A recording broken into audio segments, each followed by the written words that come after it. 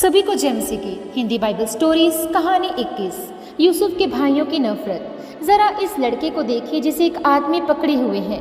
बेचारा कितना दुखी लग रहा है। क्या आप जानते हैं कि वह कौन है? वह यूसुफ है। उसके भाइयों ने अभी अभी उसे मिस्र देश जाने वाले आदमियों के हाथों बेच दिया। मिस्र में यूसुफ को गुलाम बनाकर रखा जाएगा। आखिर उसके सुतेले भाइयों ने उसे क्यों बेच दिया? क्योंकि वे यूसुफ से जलते थे। पर किस लिए? दरअसल उनका पिता याकूब यूसुफ से सबसे ज्यादा प्यार करता था, इसलिए उसने यूसुफ को एक सुंदर सा लंबा कुर्ता बनवा कर दिया। वह देखकर उसके बड़े भाई उससे जलने लगे और उससे नफरत करने लगे। मगर यूसुफ से नफरत करने की उनके पास एक और वजह थी। यूसुफ ने 2 सपने देखे थे। उन दोनों सपनों में यूसुफ ने देखा कि उसके भाई उसे झुककर सलाम कर रहे हैं। जब यूसुफ ने इन सपनों के बारे में अपने भाइयों को बताया तो वे उससे और भी नफरत करने लगे।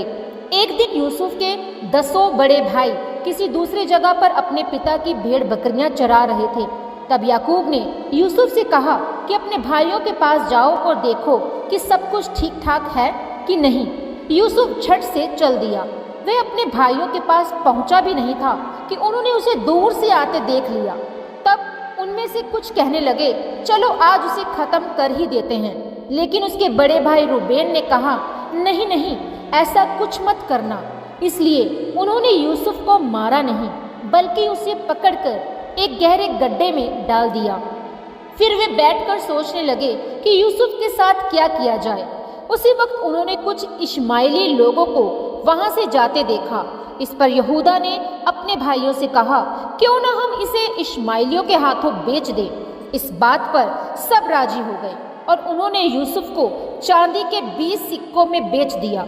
कितने मतलबी थे वे। उन्हें अपने भाई पर जरा भी तरस नहीं आया।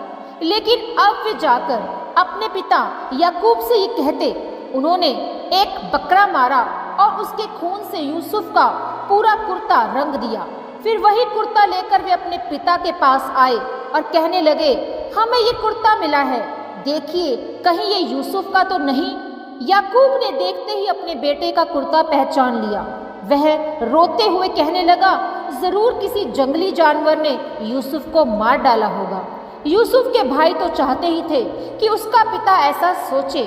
यूसुफ की मौत से याकूब का दिल टूट गया और वो कई दिनों तक यूसुफ की याद में आंसू बहाता रहा।